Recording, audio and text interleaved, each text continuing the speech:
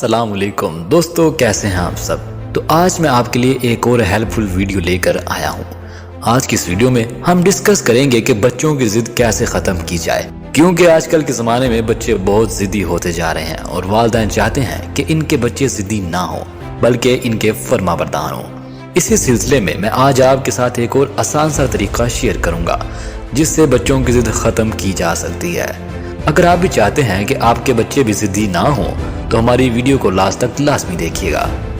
दोस्तों, अक्सर आपके साथ भी यूं हुआ होगा कि जब आपके बच्चे जिद करते होंगे तो आपको इन पर बहुत गुस्सा आता होगा और जी चाहता होगा कि आप उनको डांटें।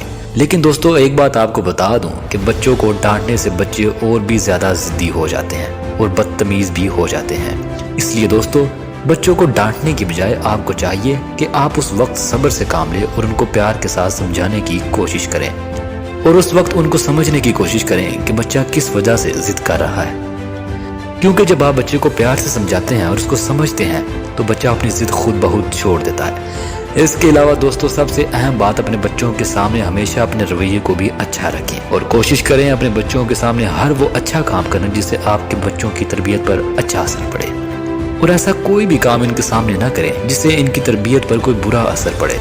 इसकी वजह यह है कि क्योंकि जैसा वालिदैन करते हैं बच्चे भी आपको देखकर बिल्कुल वैसा ही करते हैं।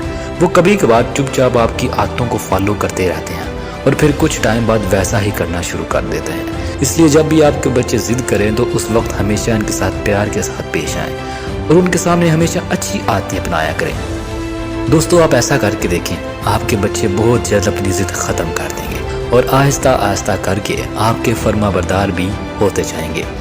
दोस्तों, मुझे उम्मीद है कि हमारी आज की वीडियो भी आपके लिए ज़रूर हेल्पफुल रही होगी और हमारी वीडियो आपको अच्छी भी लगी होगी।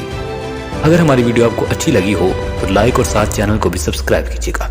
अब इसी के साथ मुझे दे इजाज़त। अल्लाह हाफिज़।